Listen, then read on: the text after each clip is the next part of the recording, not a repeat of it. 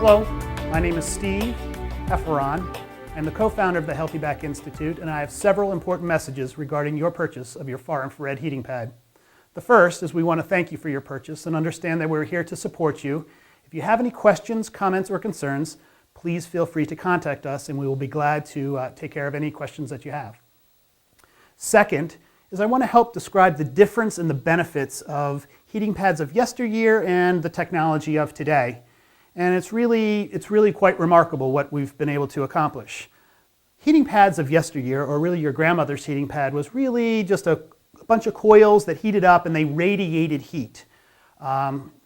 Today's heating pads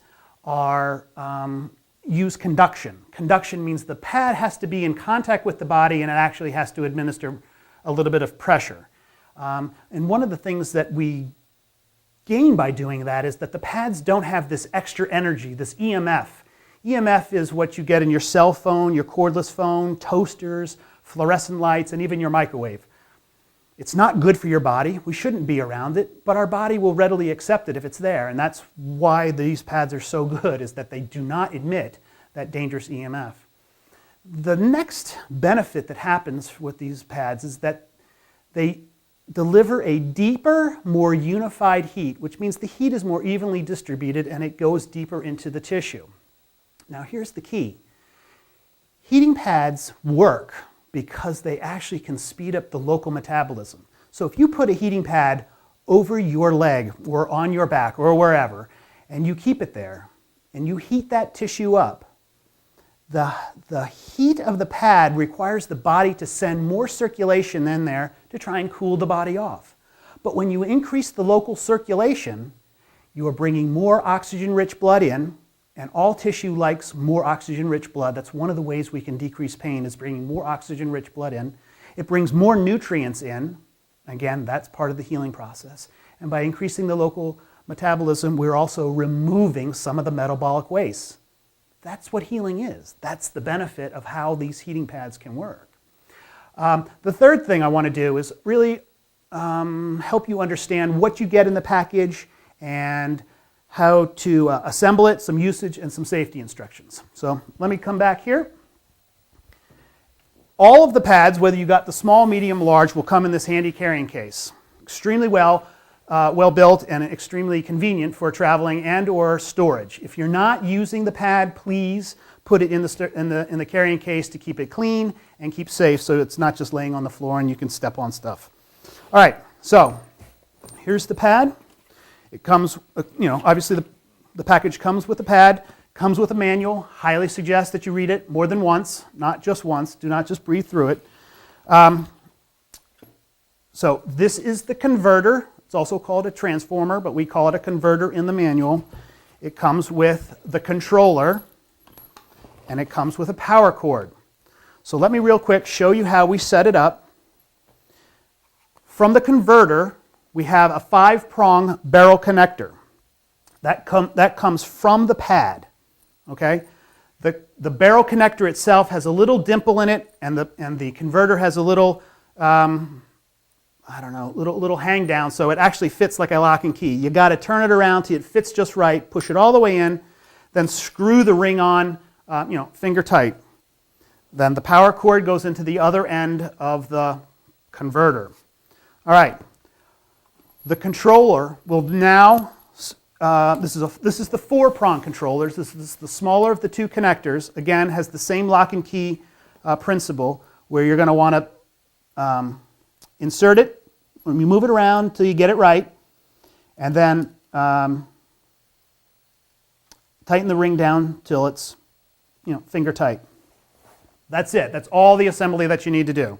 Let me go ahead and plug it in, and I want to talk about the usage and really how the controller works. If you simply take the middle button and turn it on, the controller will light up.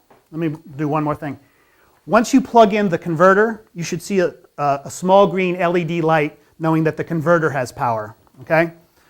Once you come back to the controller, if you do nothing, the controller will count up to 8 hours and then turn itself off. If you do nothing about the temperature, it'll stay at level 2, okay? Level 2 is not very hot, and again, these pads do not need to be extremely hot to be effective, but level 2 is not very hot at all. So these, if you do nothing, it will count up and automatically turn off after 8 hours. However, if you set the timer, each time you press the timer, it increases by 15-minute increments. So I've pressed it 4 times, it has 1 hour, it will be at level 2 and count itself down and automatically shut off after 1 hour. If I want to adjust the heat, I simply press the heat button that actually has the positive or the plus, and that will increase the temperature of the pad.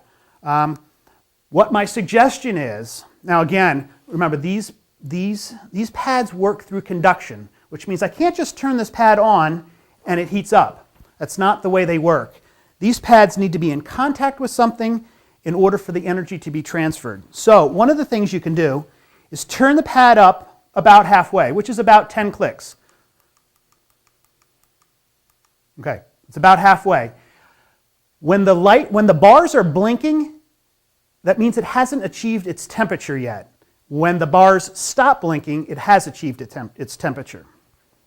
Now, one of the things that I suggest you do is turn it on, fold the pad on top of itself for about 10 to 15 minutes. Allow the pad to heat up. Allow the energy to build up within the stones. You see, we have to heat the stones up before the far infrared energy can be transferred or the negative ions can be transferred. So again, turn it on about halfway, fold the pad on itself.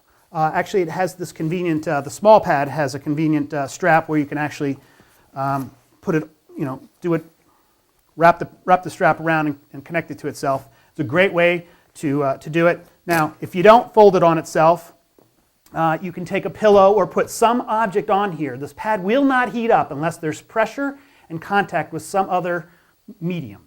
Okay? Now, one of the things that we suggest is that you not use the pad directly on the skin.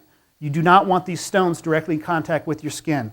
We suggest using a towel or through the clothes and then applying the pad. Let me come right here. So you can do it straight through your clothes. It's not going to reduce the amount of far infrared energy that you get. It's not going to reduce the amount of ions that you get. But you can either do it straight through the clothes or put some type of protective layer down, then put the pad on. Again, if you need to lie on the pad, if obviously it's going to be on your back, feel free to do it. There is no maximum amount of time that is required. There is no set temperature or time for any one condition.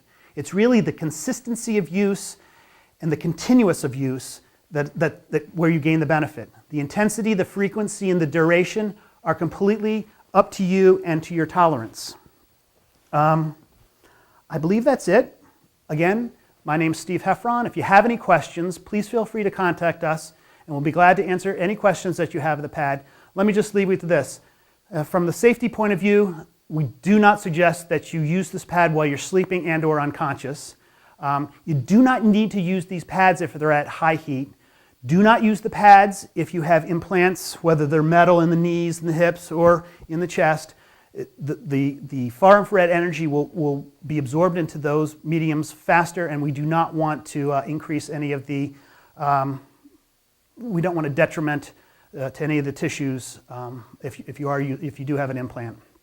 And when it's not in use, please unplug it. Please put it back in the carrying case to keep it safe. I hope you learned something. My name is Steve Heffron. Please, if you have any questions, give us a call.